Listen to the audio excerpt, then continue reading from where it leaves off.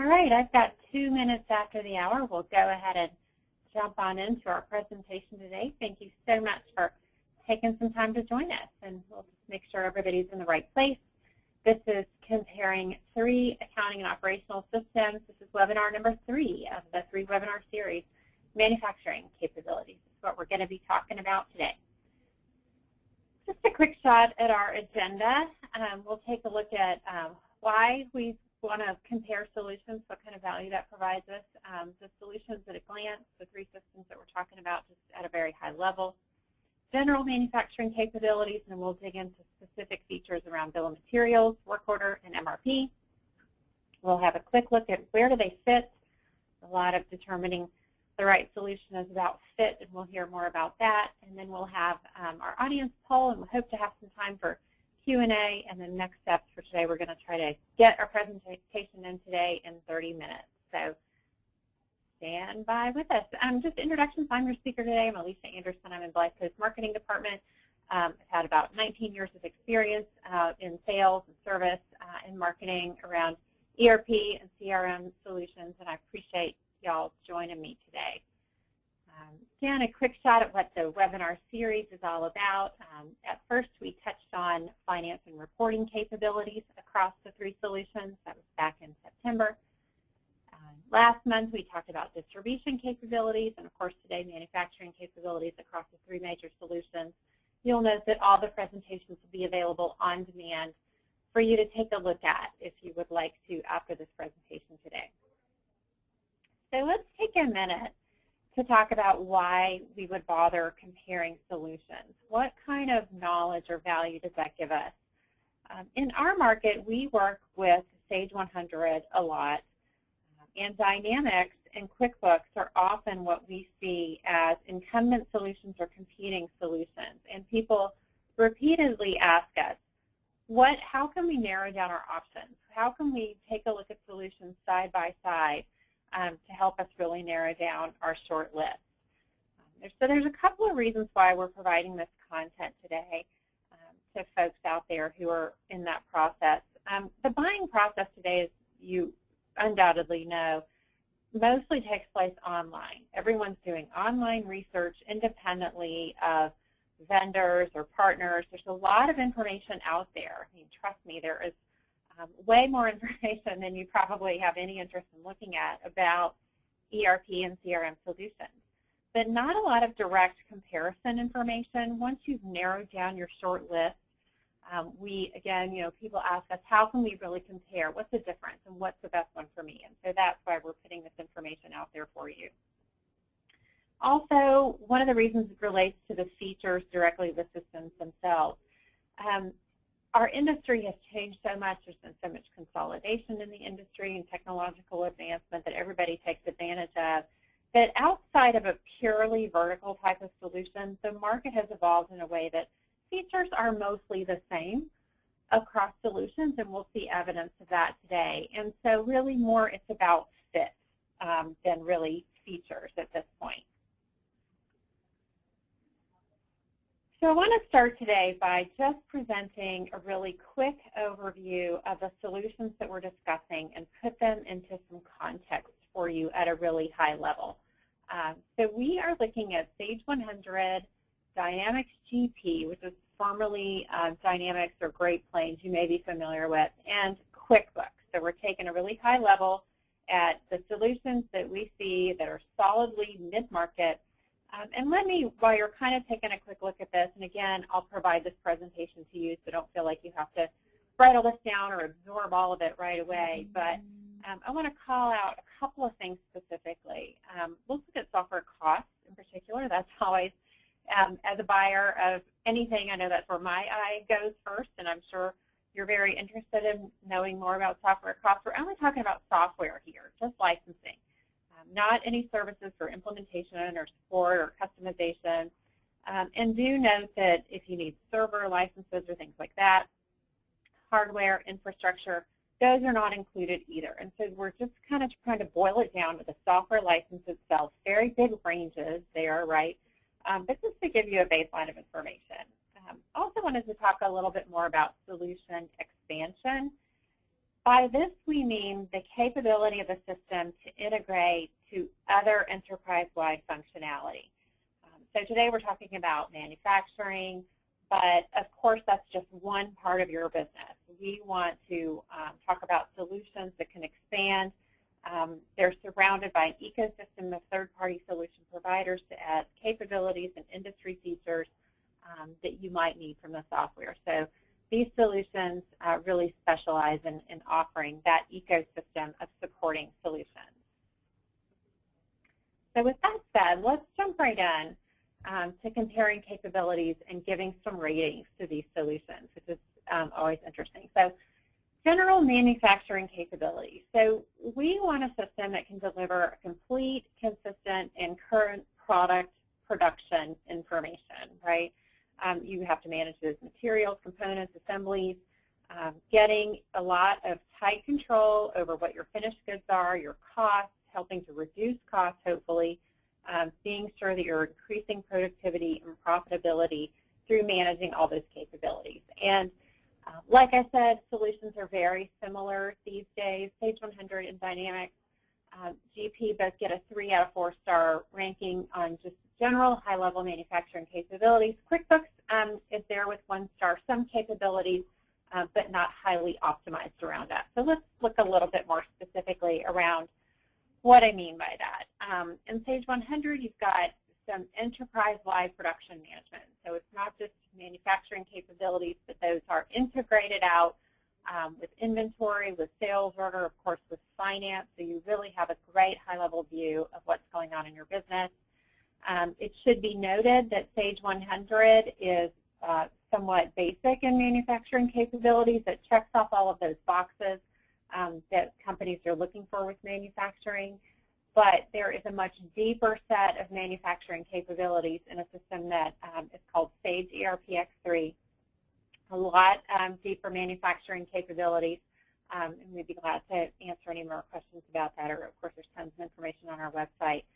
Dynamics GP, of course, again, it's all about integration throughout the enterprise, right? It can manage the entire cycle throughout order processing and sales, production, maintaining costs, managing work orders, routing, work center management, really important. We'll talk a little bit more about that. Production scheduling, very important capability. And again, Dynamics GP sort of fits in that mid-market kind of area.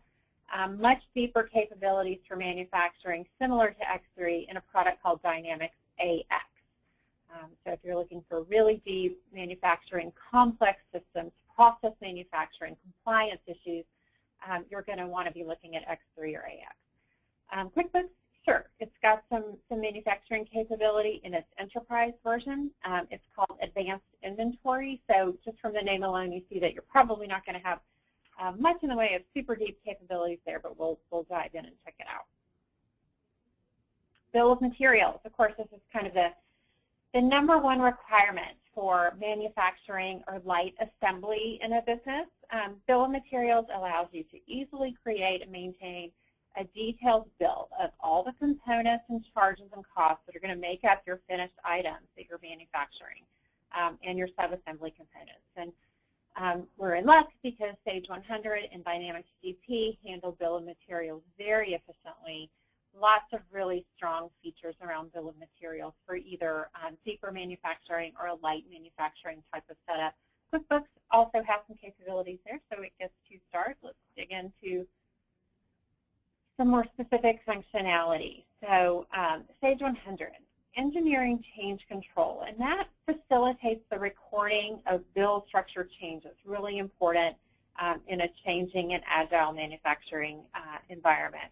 It improves your product quality and your production efficiency, and that's going to be retained really indefinitely, so you've got a complete history of the evolution of your products in case you should need it.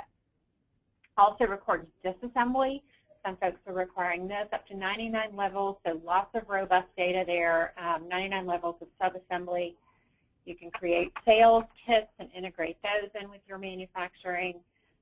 And of course, barcode printing. So you get those production labels and picking sheets that can be customized to print barcodes to speed workflow ensure accuracy in your production. Make sure everything is accurately tracked from the moment it enters your inventory until it goes out the door.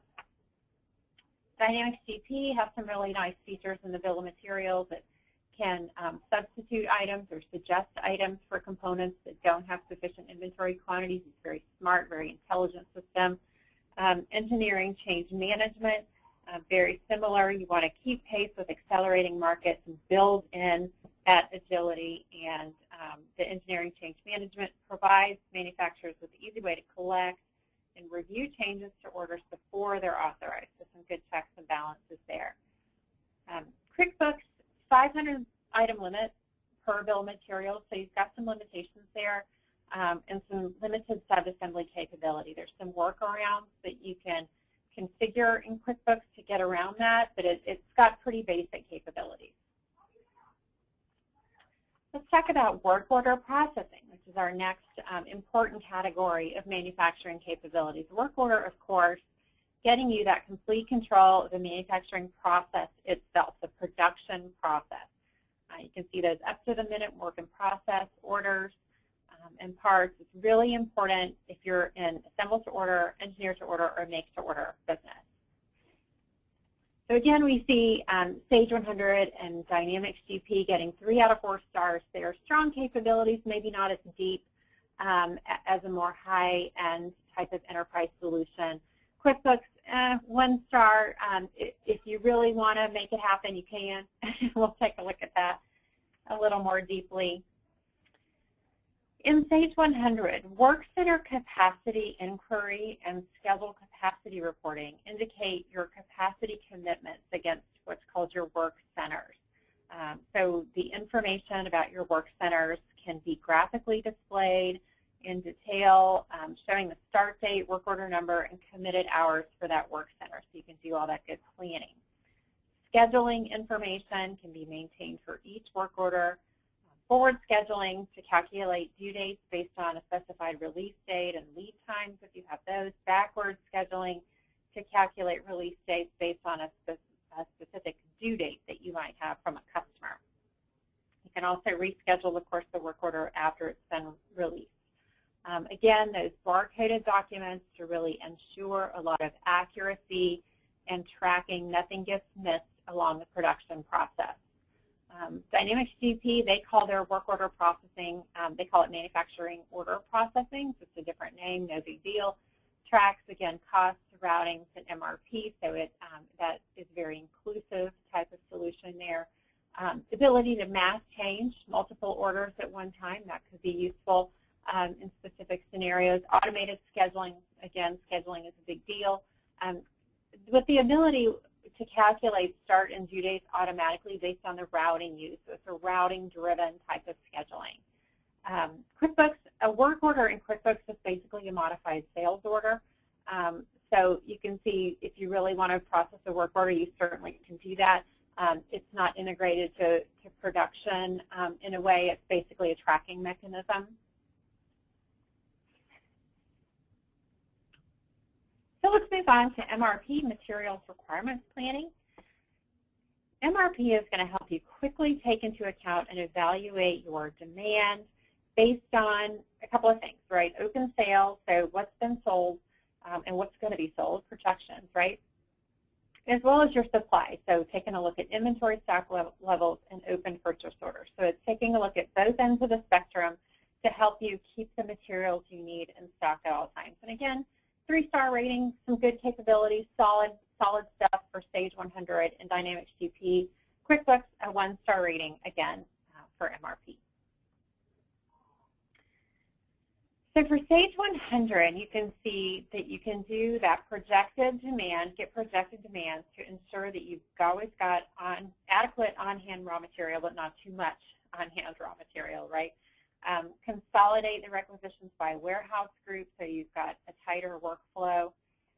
Sales projections reports, again, can be used to plan purchases, so you've got that integrated kind of end-to-end look to see what's coming down the pike. You can auto-generate a work order program, assuming you've got work orders integrated with MRP. Auto-generate work orders using information from the MRP to create the work orders that have a procurement type of make. So driven by work orders, you can generate that MRP. Dynamics, kind of interesting. You can set a range between the order point and the order up to level, where MRP generation will not render a manufacturing order. So you've got some controls in there to help you move to a more lean or kind of just-in-time inventory. So you can keep enough inventory for your projections, but again, not too much. You don't want to be carrying too much inventory. Flexible planning and analysis capabilities in addition to viewing material requirements and vendor information. So you've got a good look across the solution there. In QuickBooks, MRP is basically a third-party solution. You can do some level of analysis using inventory reports, but it does require a good bit of manual intervention. So that sums up our quick look today at capabilities side by side. Let's talk a little bit about fit. Again, across the three solutions, this is a very high level and generalized type of snapshot of what industries these solutions play in, the technology orientation of each. Basically, Microsoft Dynamics is very easy to learn and use because it works like and with other familiar Microsoft technologies like Microsoft Office. So if you are a heavy Microsoft shop, it's probably a good fit for you. If you're looking for something that's more about stability, easy customization, very CPA and accounting, finance-oriented, Sage 100 is probably a good solution for you. Implementation assistance, I think it's worth noting. Both Sage 100 and Dynamics are delivered through a partner network, by and large, and so you've got that partner on your side to provide the implementation, the consulting, the customization around the solution for you, to work with you throughout your customer life cycle. Solution emphasis, just kind of a bottom line, short take. What's the solution all about? Sage 100 is about value and stability. Dynamics GP, very easy to use and Microsoft friendly. And of course, QuickBooks, very cost-effective, basic accounting, great system for those early stage kind of companies. So in summary, once again, we see, I've said this a couple of times throughout the series if you've been with us on this road, the capabilities are really similar among many solutions.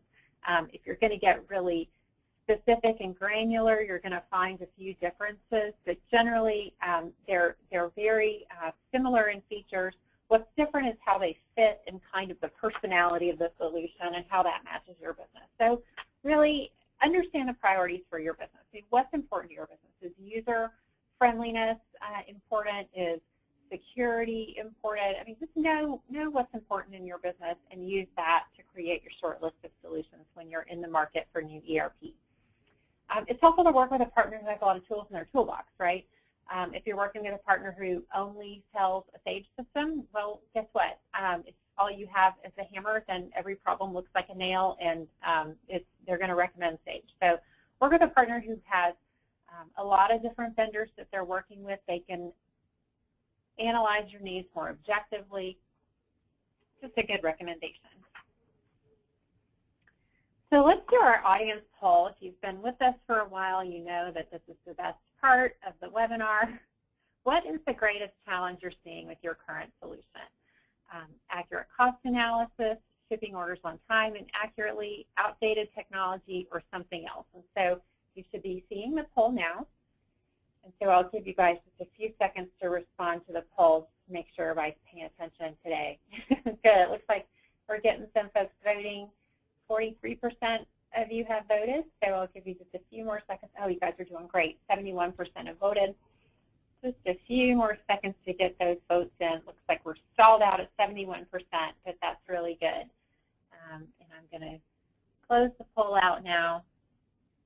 And let me share with you the responses to the poll. So you should be seeing that now. 60% of you are looking at accurate cost analysis is your biggest challenge. It's very interesting. And then 20% shipping on time or accuracy. Other outdated technology, not so much of a problem, apparently. So thank you for participating in the poll today. hopefully we're back online here. Resources for today's class, and again, don't feel like you have to write that URL down. I'll send that to you guys on email later today or first thing in the morning. You'll have a copy of this presentation as well as the 2 presentations before this one about distribution and finance reporting. If you are preparing for a change, you might want to look into our Are You Ready for Replatforming series, which is another set of webinars that we did that are surrounded by a lot of good resources like checklists and white papers, evaluation criteria tools, a lot of information around cloud versus on-premise. There's a lot of supporting resources in this series that can help you build your business case, get the criteria you need, get the right team on board to make the decision. Really helpful series and getting a lot of really good feedback on that. And then a guide to how do you know if you've outgrown QuickBooks, which is kind of a helpful little checklist to understand that. So let's just bump right into questions. We've got a little bit of time for questions, and I would love to answer some questions to the best of my ability if you have any. I will go ahead and type your question into the questions pane on the GoToWebinar dashboard. Everyone is muted, so to keep our background noise to a minimum. I know sometimes that's a problem when you have these webinars, but if you have a question, just type it on in there. I'd be glad to take a stab at addressing it or finding one of our experts to answer it for you and catch up with you later. Glad to do that too. And of course, I'll take this time to let you know I'll send everyone my email address. So if you have something that you think about afterwards, you want to email me specifically, be glad to address that. So I've sent out on the chat window my email address. Feel free to reach out to me if you'd like to have a more specific discussion. Be glad to do that. Barry, question, how difficult or expensive to convert Dynamics GP to Sage 100? Wow, that is a loaded question, Barry, but a really great one. And of course, the answer is it depends on a lot of things. I mean, it depends on your user count. It depends on the functionality that you're using within Dynamics. A lot of it is going to depend on your transaction and data volume. I would say that's probably the biggest driver of a transition cost. If there's data in the Dynamics system which you want to bring over, which I assume there is, most folks do want to do that. Yeah, that's really going to drive a lot of the costs. And we'd be glad to talk with you more specifically about it. I know that's not a very solid answer, but it can vary so widely that I don't know that I can really give an appropriate answer to the audience there. Tom joined late, and any ballpark costs? Yeah, Tom, I did address that in the first couple of slides, and I'll shoot you over the presentation. You can take a look at where we talked about at a very high level cost estimate. So, yep, absolutely can provide that to you. Any other questions? I'm not seeing anything else come through at the moment. I'll give you guys just another minute or two. All right, and not seeing any other questions, so we'll go ahead and wrap up. We're actually 5 minutes early. I've got 25 minutes after the hour, so we'll let you go. Oh, any questions just came through. Do you characterize either Sage 100 or GP as appropriate for a ETO manufacturing environment where end items are produced only once, BOMs are not reused? Dan, that is a good question. And I guess I would need to learn more about the ETO environment. It sounds like more of a job shop, make-to-order type of situation. And I know that Sage 100, I talked about the third-party product ecosystem, and there's a very popular and very reliable make-to-order add-on for Sage 100 to address that specifically. It's called JobOps. I don't know if you're familiar with it, but if you're in a make-to-order environment where it's like a configurator type of situation, JobOps is a solution we look to very often. So just off the cuff, it sounds like that's kind of where you're going. Certainly let me know if we can have a more personalized type of dialogue about what you're seeking. We'd be glad to do that.